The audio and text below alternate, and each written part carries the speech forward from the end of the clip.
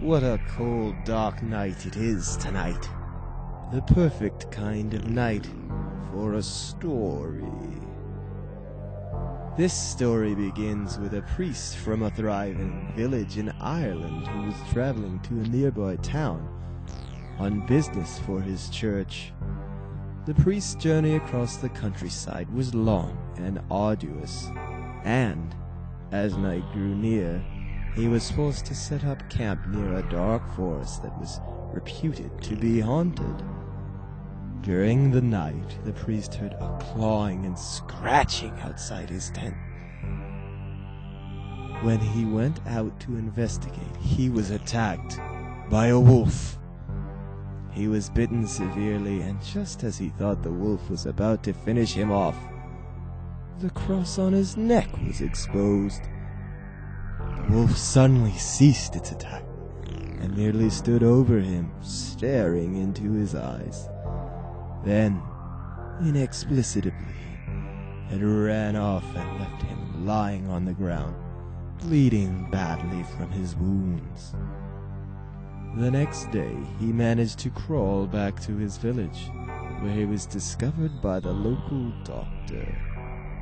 With good medical care, his wounds soon healed, and he was back to work in no time. The priest was re-energized and tackled his preaching duties with renewed vigor. He inspired the villagers and helped them to build a new church. The faith of his parishioners was strengthened, and every day his church was packed with worshippers. But there were still problems in the village. Every full moon, someone in the village was found dead or missing under mysterious circumstances. People said that they had seen a creature stalking throughout the village at night.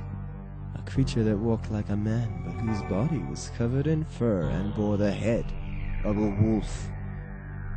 There was talk of a curse on the village, and many believed that a werewolf was stalking them and picking them off one by one. The priest began to wonder why God had cursed his village with these horrible murders.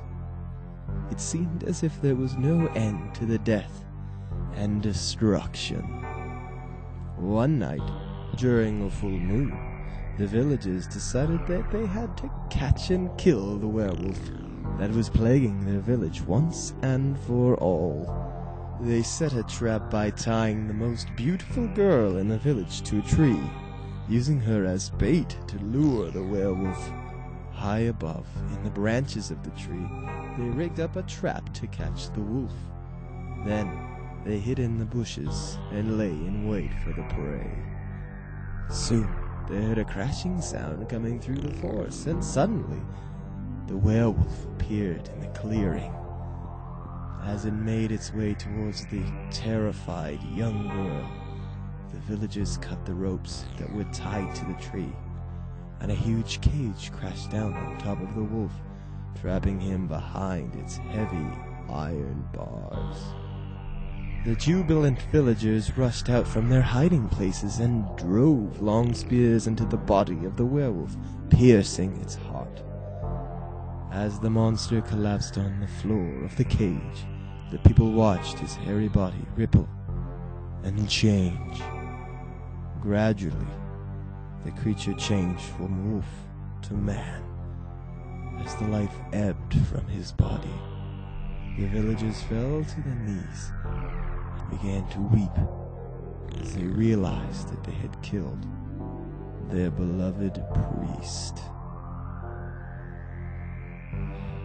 That story was almost as cold and trying as this winter's been for the Canadians of Ontario, with power outages and snow everywhere. It's become a real nightmare. Well, wishing all of you safe travel in this most trying time, I bid you good night and good fright.